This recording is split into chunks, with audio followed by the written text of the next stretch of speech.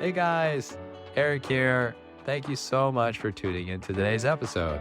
Before we tune in to the details today, I have one little favor I'd like to ask you.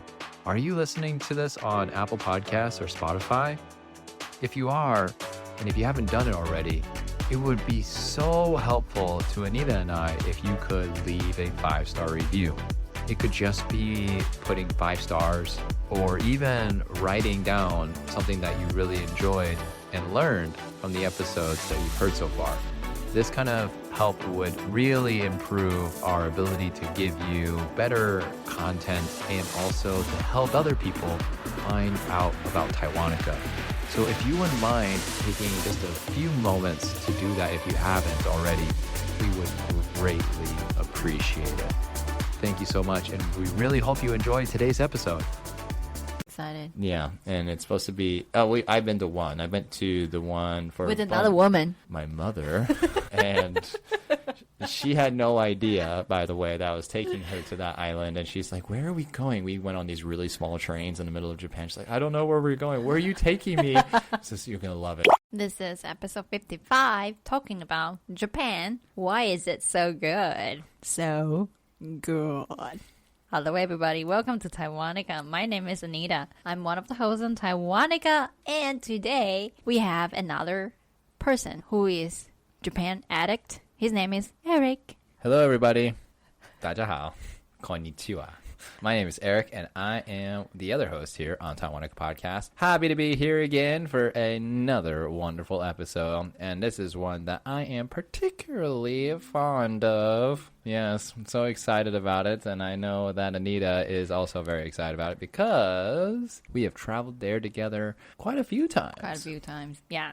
Why is Eric a Japan addict? We will get to that in details later. But first, before we talk about anything about Japan, I would like to have a shout out today. Okay, who's you shouting out to? She's my student. I consider her as my friend. She's great. She has a daughter. Very cute. They have the same hairstyle. Excellent. Extra cute. Her name is Jessie. Jessie. Why do I shout out Jessie? Because she has been traveled to Japan so many times. She's probably Japanese now.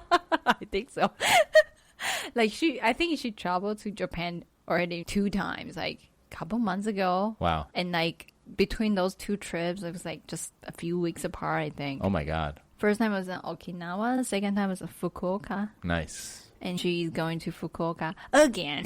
That's amazing. With the family. Wow. I really love Fukuoka.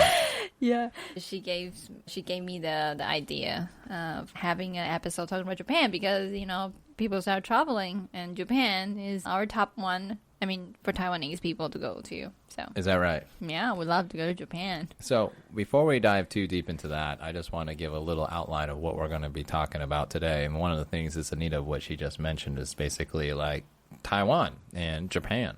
What's going on there? Why is there such a passionate relationship between you two countries? And then the next thing we're going to talk about is Anita's point of view of Japan, because she's been there quite a few times, like we just mentioned, sometimes with me, sometimes without me, but she went with her family. And then she really wants me to share my experience, so I'm going to also, I guess, bore all of you people with my points of view on Japan. And then after that, we're going to talk about our points of view together, super awkward and romantic style. Hope you enjoy the last that. part, sorry about, I just got too excited. The last part is so great. No, that one is a surprise. It's a surprise, yeah. You have to listen to the whole episode to find out what the last thing is. I'm not too excited about it. I'm so excited. So it's it has to do something with me. Embarrass Eric. It always makes me so excited. So enjoy. All right. So let's go ahead and dive on in. Anita, you're going to be taking the lead on this part. What is going on between you and... You are Taiwan, by the way. Taiwan and Japan. Like, what is this, like a romantic relationship that would really hot and passionate in the early years, but then it's kind of withered out, or is it still on? I don't know. Why is Taiwan and Japan just so close? That's a really good question. And I think it's more than just romantic relationship. We're more like a family now. I think because of our history, we share a very special history. I mean, Japan and Taiwan, a long time ago when Taiwan was chaotic time, a lot of people would just come to Taiwan and take over and another new one, new group of people come from different country, take over again. Well, before you just say another, let's do a little history round. Oh my God. Let's go. Please don't do this. Netherlands, Spain. Portugal was there to name it Formosa. Oh, you know that. And then there was China for a second. And then there was Japan. And then there was China again. Yeah. So, and then there was Taiwan. Yeah. That was easy. Yeah. I know my history. Good job. So, all right. Yeah, that's right. Taiwan colonized by Japan for quite a bit. So, like, it's kind of like Taiwanese people before, like Eric just mentioned, was colonized by so many different countries. And we are kind of like, don't know where to follow. I don't know. And until Japan showed up, da, da, da, da. I like you, I follow you. That's right. So, Japan was like, giving Taiwanese people tons of rules, like how to be a decent citizen, like how to clean your body, how to learn languages, how to do manner, sort of kind of thing. So it's like, I would say probably like 2 generations back, like my grandparents' generation, they probably have like love and hate relationship, Taiwan and Japan, because they brought us a lot of rules and guidance, but also the way of ruling people famous for like being cruel and like aggressive, but that's happened in the history. But since then, like, people started to grow up the relationship, like having this worship kind of feeling towards Japan, because Japan always creates something so beautiful, like the clothes, temples in Taiwan, and some buildings and food. Don't even mention about, like, right now we have so many fusion, like Taiwanese food and then Japanese food, like everywhere, sushi, ramen, those kind of things. And at that time, like 2 generations back, traveling around wasn't so easy. But when it gets easier, like more and more airlines are flying around, of course they're gonna start with the country that's closer, right? So for the Japanese government, they ruled Taiwan for a little bit and they left, right? So we're kind of like, what is happening? We kind of have this bond, but all of a sudden it changed. And Japan leave us tons of beautiful things and ideas and thoughts, but we just kind of like departed in our life. We always have this kind of like desire to see what is more about Japan. So it's kind of like, slowly to growing in our mind, just, Japan used to rule Taiwan, and the things they left us, it was so beautiful. I wonder what they looks like. What does it look like in Japan? So when there's more airline happening, like I mentioned, there will be like the airlines go to the country that's close by. So of course Japan is the first one. So like people started to go travel there, and I think I don't know if it's true or not, but I definitely heard a Japanese friend say that because of the older generation, they feel guilty about what they did to Taiwan or what they did for World War II. So they are extremely friendly to Taiwanese people. And, so it's kind of like we always have a special treat. They like us. They like Taiwanese tourists in Japan. So they will be like extra nice to us. We were there. We were treated like a king or queen. Of course, we're gonna go there more often, and I think that's where the relationships start to grow. And Taiwanese people are also really friendly about helping other countries. It's also very famous. So when the 2 recent natural disasters happened in Japan, like, what is that thing called? The earthquake? In Fudao. I don't know how to say it. Fukushima, yeah. So like earthquake or tsunami, Taiwanese people are like, donate a lot of money and things to them. So they will be like super grateful. Yeah, like even during COVID, one of the first countries to really help out Japan was Taiwan with masks. Yes. And sadly, not long ago, the Prime Minister, is he the Prime Minister? Abe? Yep. Abe, yeah. He got shot, right? And in Taiwan, the newspaper, we have a full page for saying thank you to this prime minister in Japanese. So it shows like we do have a close bond between those 2 countries. Well, very interesting. Yeah, I mean, this is stuff that you hear when you're there in Taiwan, but when you're in Japan and you ask people about Taiwan, most people say, oh, it's definitely like a really good place to go visit. But the deeper relationship explanation is really there. And so when I went to Taiwan and I heard about all this Japanese stuff being there, I was really shocked because, yeah, because when I lived in Japan, Taiwan was never really a subject that popped up. So I always thought, it's really interesting how passionate Taiwan is towards Japan, and it's really obvious, but it's not necessarily the other way around. You know, if you talk to Japanese people about Taiwan, they'll say, oh, Taiwan is a good country. You know, they'll say this, like, Taiwan ine. And I'll be like, oh, okay, cool. But they never really got any deeper into the conversation about it as to why it was a really cool country. So I just think it's really interesting how the relationship is built a little bit different in each country. Do you think it's possible, like I mentioned the reason before, they feel guilty, so they feel shame? They don't want it to mention the deeper meaning why they're treating us so nice? On a political level, that might be the case. But when it comes to a civilian level, I would say that they probably just don't even know because it's not even inside their like education system. Is it not? Maybe in the history of it, like because most of the things that countries like to celebrate in history is the victories. That's true. Okay, and the things that they gained. Yeah. Okay, not the things that they lost. I see. Unless it's something really heroic. But losing in World War II was not a heroic thing for Japan. So, they probably haven't really expressed a lot about it. I see. You see what I'm saying? So because of that, and that's going into my background of me knowing a lot about Japan, and we don't need to get into that just yet. I really want to know about your opinion about Japan, Anita. What is going on with your perspective as a Taiwanese and someone who's traveled the world? What is about Japan that you like? And also, what is another part about Japan that shocked you and makes you think, wow, Japan really is different from every other country you've been to? That's a really good question. I think Japan is a very special country. Like, my first impression, like, when I first time came there, it was some time ago. I don't remember when, but I was there with my parents to Osaka and Kyoto. When I was in Osaka, people are just like big city, but people are just extremely polite. It's like so polite, makes you feel uncomfortable because I guess because I don't speak the language, just kind of made me feel like, oh my God, I don't know what to say back. I don't know how to show them my gratitude, It's just like, oh my God, stop being so polite. You're making me so uncomfortable. But, that's just who they are. So they're super polite, and everything that you eat, everything that you put into your mouth is delicious. I don't know how they do that. Just everything, even the fried chicken from Lawson, especially the fried chicken from Lawson, the convenience store in Japan. Just so good. And people just so polite, and everything just so well organized. And, Osaka has already shocked me because I went there first for like 2-3 days. And then my parents and we moved to Kyoto. Yeah, so it's like more like a traditional town. It's a city in Japan. That's right. Yeah, so like everything just so beautiful. Just so beautiful. I don't know, like how can they preserve this so well? Like historical buildings, everything just so well.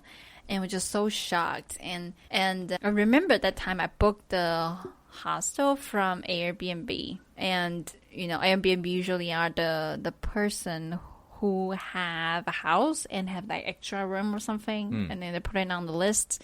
So that's what I found, the B&B. And it was like in this tiny little alley, I can't find it, and everybody just don't speak English at all in Kyoto. So I tried to ask people, I showed them the name of the B&B, and I showed them the address. So I remember the first time I asked a mom, so she just literally walked us to like help us to try to find the B&B. Wow. And we went to this very, very like so old, like a little old town. People live there, old ladies. And finally one old lady just came up and they say, oh, it seems like she said she understands, she knows the place. So she took us there. And of course the whole conversation is Japanese, and just like, oh my God, you guys are so nice, but I don't know what to say. I just have to bow all the time. That's I think that's my language, body language. So yeah, there was like super nice. People are just so friendly. So far, my experience are all pretty much the same. Like people are super friendly, polite, willing to help, everything delicious, everything so beautiful. That's my impression. I think that's pretty much everybody's impression about Japan. And the part that surprised me was the crazy, like how crazy they can be. We'll be right back. I really like journaling, but I always end up with no time or cannot find a journal that I really like. So I was like, hey, let me create one. So here it is, a self-help journal created and designed by Anita. Inside the book, I provide very simple and easy to follow template. For example, in the morning, to-do list. In the evening, gratitude practice. So you can use a very little time to start this healthy habit. Go ahead and check it out in our description down below or go to our buymeacoffee.com.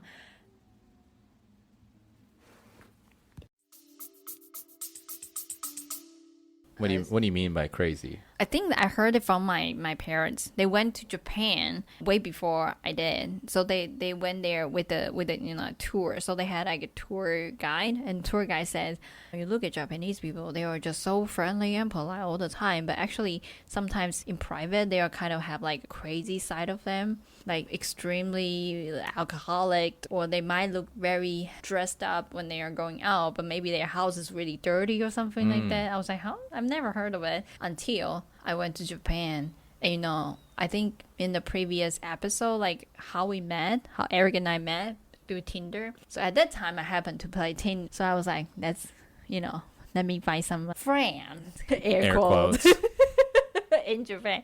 And, the guy was very direct. I was so shocked. You got me so scared. I was like, oh, hell no, I'm not going to go out and see you. It was like in a very direct, sexual way. Like, I was so shocked. And that's the part that surprised me. And the other time that surprised me was when we were in Fukuoka, Eric and I. And there was nighttime. I think it was Friday night. And we were just hanging out outside. And there were a bunch of people. Looks like a office worker. Yeah, you remember? They were like super drunk and they were just like lying on the floor outside of the train station, and the people, it seems pretty normal to see this happen. Yep. I was like, what is this? This is so crazy. And they were literally just like out. Yep. Blacked out drunk. Yes. Completely smashed. Yes. Yep. That's the part that surprised me. Okay. Well, that's definitely a good perspective. The culture shock of Japan. Culture super shock. Oh, yeah, sure. So these are all very great points of view. Thank you so much for sharing, Anita. I think it gives a very clear perspective of what is commonly known for Japan. And not only that, but giving us a good culture shock that a lot of people don't necessarily expect to see inside of Japan until they actually go there and witness not only what they see on TV or on anime, but they actually see in real life. And it's quite shocking. The Japanese society has a lot of beautiful sides, but also a lot of dark sides. And so I guess I'll be happy to chime in. Please do. On my point of view. So before I do, just so everyone knows, my background is very rich with Japanese history and culture and education. That's because I went to an immersion school at a very young age. Kind of similar to what a lot of Taiwanese people do in Taiwan. They go to an English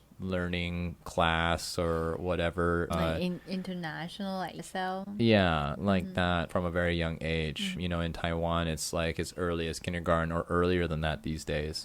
So I went to something similar in the United States, but for Japanese. And I was one of the very few. If you're listening to this, don't think that it's very common in the United States to do this. I think there's a total of 3, maybe 5 schools throughout the entire United States that does this. And I went to one of them. Okay. Wow. Yes. And so my school starts teaching you Japanese from kindergarten. And so because of that, I basically grew up as partly Japanese in school. Outside of school, that was not the case. But because of the education system, I have a very Asian twist to my way of learning. So because of that, a lot of the things that I know about Japan are very normal for me. So when I hear Anita talking about drunk people in the train station, that doesn't cause me any shock at all because I've seen it so many times. But for me today, I want to share with you all my perspective of Japan. So for me personally, I think Japan is a wonderful country. It has a lot of great perks, convenience, speed.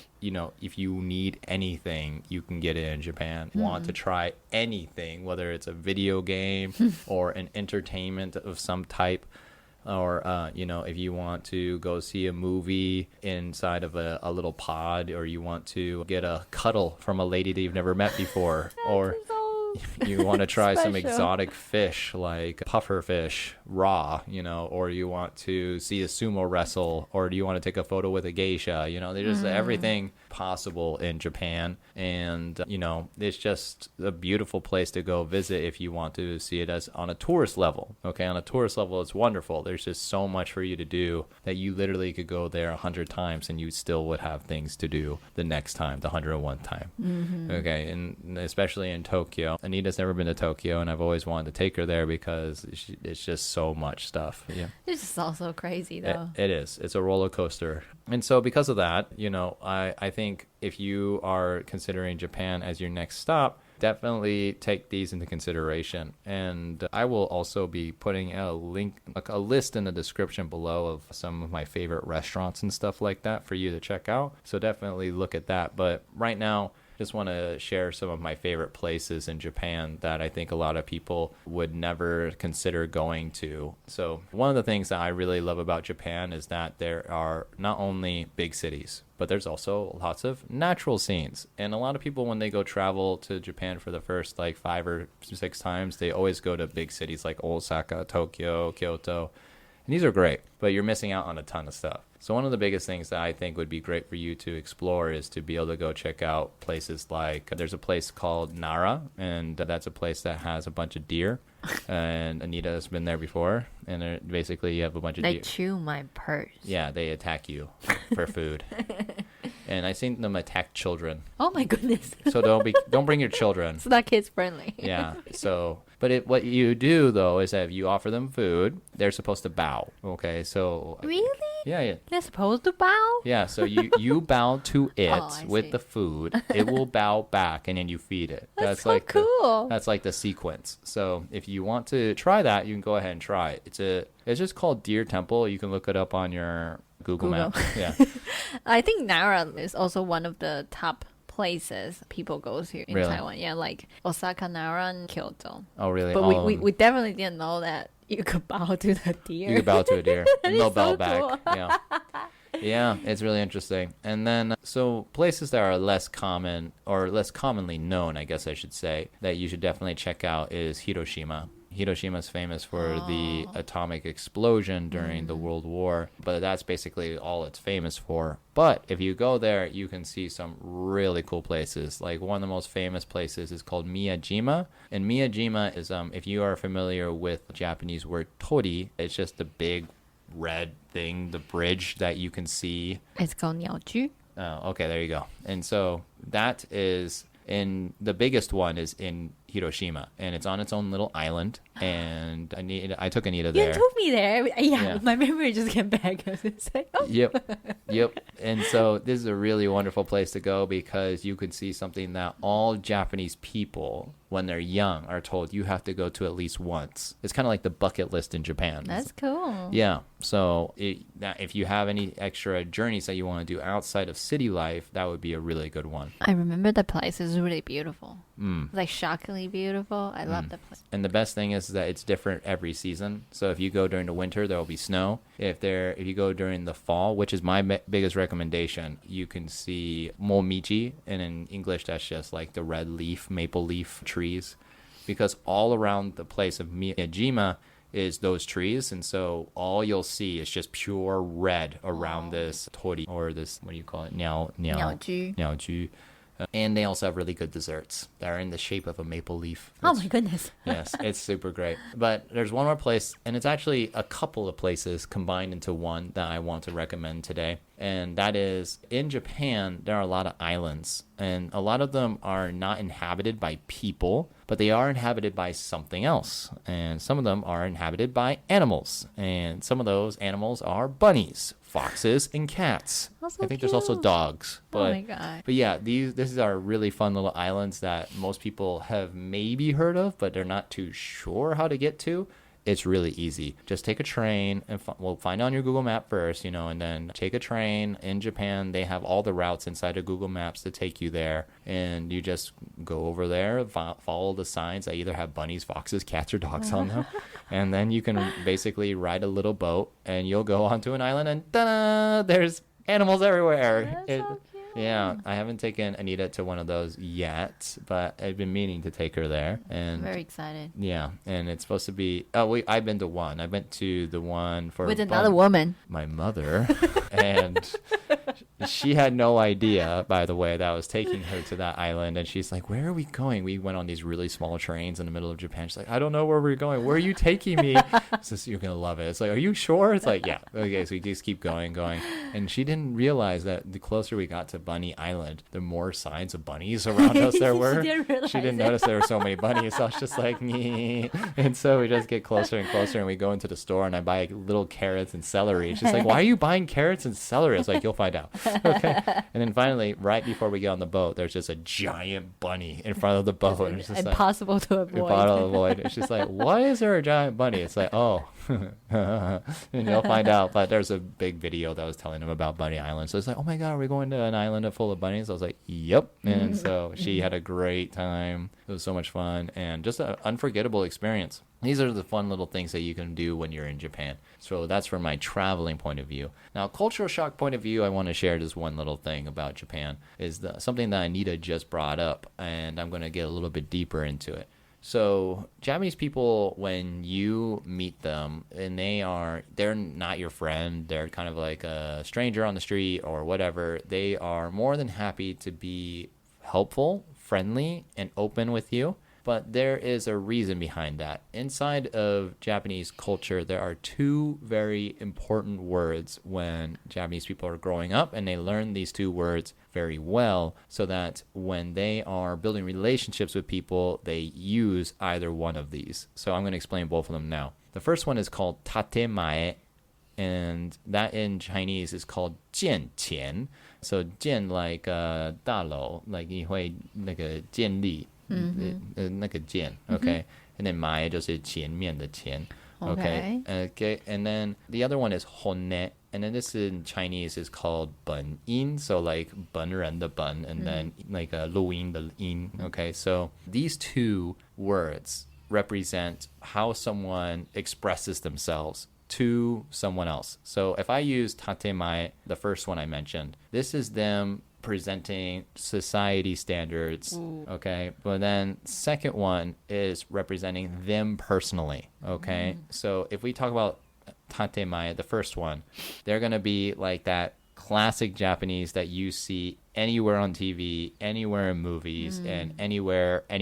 If you go to Japan, they're like, "Irashaimase, kochira he dozo." And they're showing this personality too, because that's society's acceptance, okay? If you don't represent this, then you are not being accepted by society. Oh my goodness. So this is why this is what's built up in front of you. Yeah, 前面, right? So most people in Japan don't know how to separate the two, okay? So usually what that means is that when they do this, they always do the first one, the tatemae.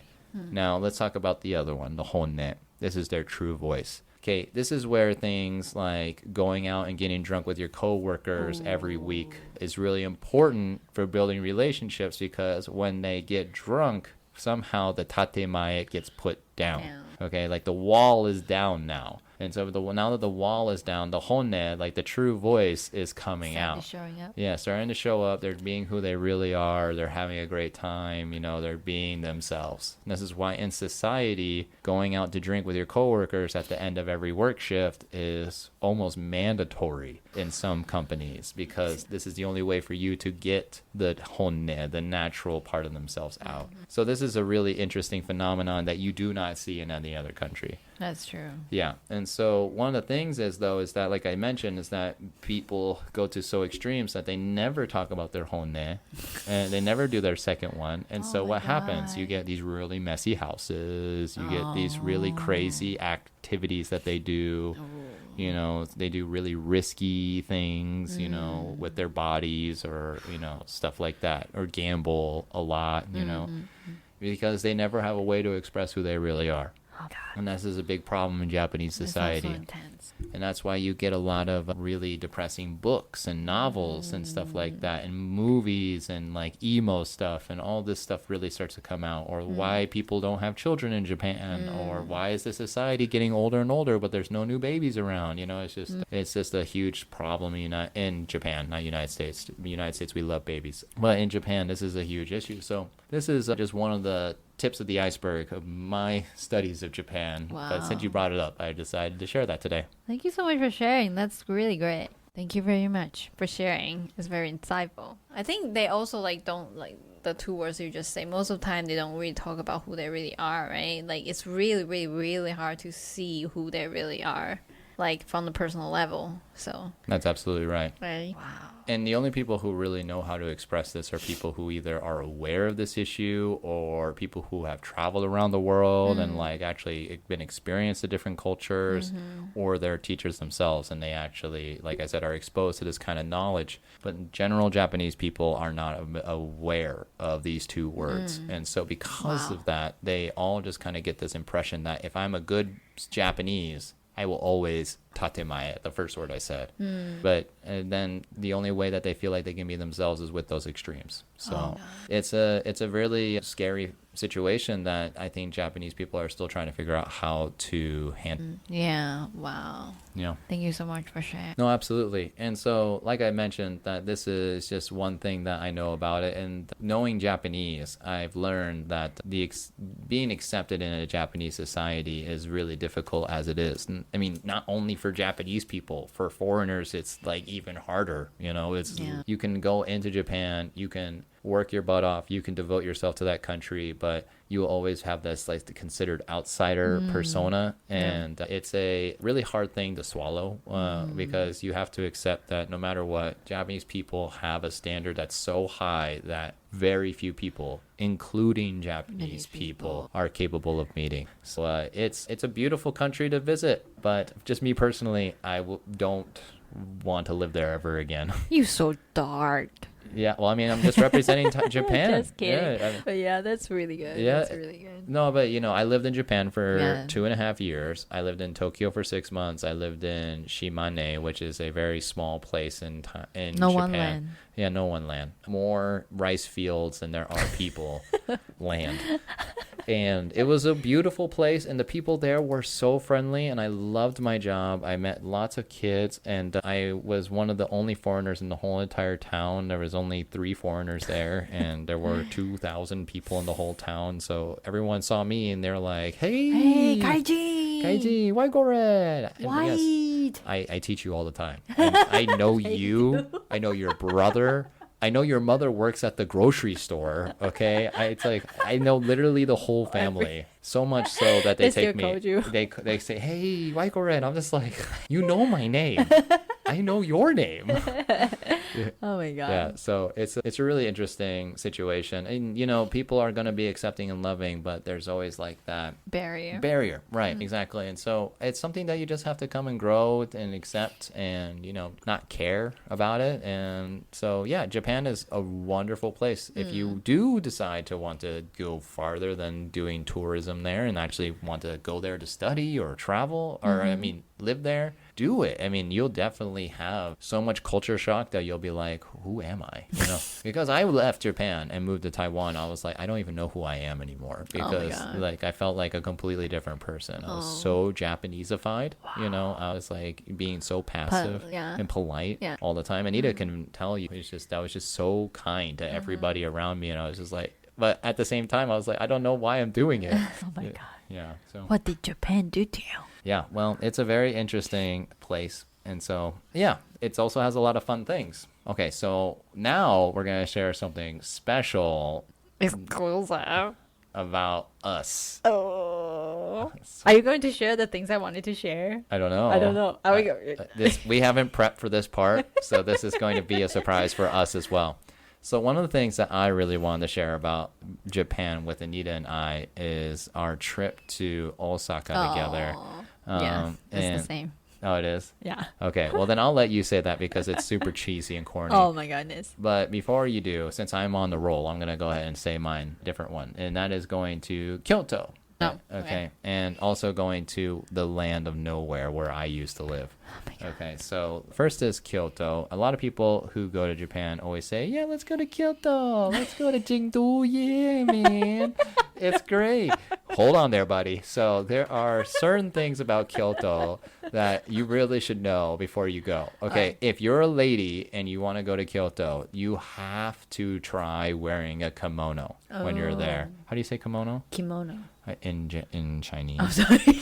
和服. Okay, so that makes sense. Japanese close. Okay, so definitely try it. But this is the key. If you try kimono, do not wear it for a whole day. You Why? will die. Okay, it's just too tight and too intense. Oh, Okay, they'll ask you, do you want to rent it for a day? Yeah. You want to do it? It's this price. Just ask them, can I just wear it for like 4 or 5 hours? And they'll say, oh, okay, sure. Oh, I see. Okay, so you'll save money. And you will save torture because there are some people that will, like Americans who don't know at all, and they'll like go in there. They're like, you want to rent it for a week? They're like, oh yeah, sure. I can wear a kimono for a week. And I'm like, do you know how tight those things are? Oh my goodness, and the I fabric don't. is so thick. Ooh. Oh my God. It's like when it was winter, you know, like back in the day where there was actually snow and cold and bears, you know. It's not like that anymore, okay? So if you go into summer, definitely don't wear it for more than like 2 hours. You will God. regret it. Okay, so that's tip number 1 about Kyoto. Okay, tip number 2, you have to try udon in Kyoto. Oh. Okay, udon, oolong mian. I know this one because it's just that good. All right, so if you go to Kyoto, just find any oolong mian or udon noodles you can. They are amazing. Okay. Wow. And now, since we're talking about food, I have one more food I want to recommend. There is a very famous temple called in Japanese Kyomizudera, and Kyomizudera in English is the same, so I don't know what it is in Chinese, but basically it's the biggest temple in Kyoto. Okay, it's on a really big hill, and what is it? 清水寺. Yes, that's what it is. Nice job. Yay. Okay, so if while you're walking up the hill to Qingshui Si, you will see stores left and right, all the way up. But there's one specific store that has a pastry, like a little dessert that is in the shape of a triangle. Inside there, they have samples throughout the whole entire store. Go in there, eat all the samples, buy a box. You won't regret it. I swear to God. They are just amazing. It's Kyoto's, like, they call it their famous food. Yeah, meibutsu. Oh. And ming-wu ma. Yeah, like 名产. Yeah, Ming-chan. Yeah. So definitely try it out. It's phenomenal, especially if you like sugar, like me. Oh my God. Okay. All right. So that's my recommendation for the traveling part is Kyoto, and yeah. So for me, I would like to share that it's actually I learned this from one of my students. She said that you can get it's like a tiny little manual book. They call it a passport, but basically this passport is for all the temples. You know, all the temple. Japan was covered in temples, so every temple they will have like special stamp. You can get this book and you can literally just give it to the information desk of every temple. They will just give you this special stamp from this special temple. And that's not the cool part. Those stamps, they will also change based on the seasons. Like, for example, springtime is like a sakura season, and they will change the design of that stamp, and each year might be a different design. So it's like super cool. And if you like to collect stamps, this is the things that you can get. You can get it from airports or any kind of temple. You just tell them that they have a name. I will look it up again and put it on Instagram. How they know what the name is, the exact name is. But basically, it's like a tiny little book. You can get it from any temples and just collect stamps. They're really cool looking and very unique and big. Yes. So you will definitely like them because they make great souvenirs. Yeah, very good. Yeah, it's a great example. Thanks. You're welcome. Yeah. So I forgot to mention about where I lived in the middle of nowhere. And in Japanese, it's called Shimane, and in Chinese, it's called Daogen. You don't need to remember that. You don't. Okay. But the whole point is that where I lived was really far away where even Japanese people don't know what it's called. It's actually famous in Japan for being the most forgettable place in the country. And so if you ask a Japanese person, for example, who's from Tokyo, and they say, "Oh, where do you live?" I say, "Oh, I'm from Shimane." And they'll be like, Shimane? "What is that? Are you messing with me right now? Is what?" Okay, so they're serious too. They really don't know. And so I pull out a map and I show them. They're like, "Oh, they're really close to Hiroshima." It's like, yes, that's right. So Shimane they're not famous for very much. There's only two things that they're famous for. They're famous for their Japanese sake, and they're famous for this one temple that we're one temple. Yep, it's a really pretty temple. All the ghosts go there during Ghost Fest month. Yeah, but anyways, it's Definitely not the place that you should go because I've been there for a week. Yeah, not literally traumatized me. All right, well. If you want to experience real Japanese culture, you can go there for a week. But just so you know, real Japanese culture is pretty intense. Okay, so you have to be ready for that. Yeah. All right. But yeah. Anyways, it's a really pretty place, and the countryside of Japan is gorgeous. Just keep in mind that if you do drive, there will be wild animals everywhere. I'm talking. What is this place? I'm talking about like monkeys. I'm talking like wild boar. I'm talking like bears. Oh my goodness. My friend who lived there, the only other of the three foreigners living in that place, was driving her tiny little car. And in Japan, their cars are teeny tiny little things, and they're made out of like paper or something. But anyways, they're so flimsy. And she was driving in the middle of the day up a hill, and all of a sudden there was this giant boar. And if you don't know what a boar is, it's just a giant pig. Okay, a giant. Yeah, exactly. And a boar was just in the middle of the street, and it saw her car. Oh my god! And it thought it was another boar, and so it attacked her. Oh my god! And completely destroyed her car. Really? Just completely. And my friend is this tiny little girl, so she's just like, like driving backwards as fast as she can, which is really hard because all the roads in the middle of nowhere are really swervy and they're not straight at all. And so she's just like swerve, caw. Like this. I'm surprised that she made it out alive because those things are intense. Oh Her car got completely destroyed, and insurance doesn't cover that. They're like, she called and she told the truth. He's like, "Yeah, I got attacked by a wild boar," and like the person on the other line's, of course they're not. They're Japanese, so they're just like, "Oh, sold this guy." そうですか。それはちょっと It's just like you don't get any money for that, so she had to pay all out of pocket for all that. Oh my god. Yeah. Anyways, experiences in Japan are fun. But yeah, if you really like drinking, you can go out there because they have really fresh Japanese sake. No, that's good. That's good to know. Yep. So here comes the fun part. Yeah. I've been waiting for this. Oh boy. So what's gonna happen now? Eric is going to sing a very authentic Japanese song, which is my favorite song, because I think it's cute. Oh boy. So here we go. You're gonna love it. Like I said, I used to go to an elementary school, and we had to learn these like every day, kind of like the national anthem in the United States. So they would pull out these big old papers and be like, "All right, hai, se no," and then we have to start singing the song. Na na na na na. It's just so embarrassing. Se no. Yeah, exactly. So cute. So we're gonna do that right now. Here So we go. you do the hai, se no, and I'll start. Okay. Okay, ready? Hi, se no.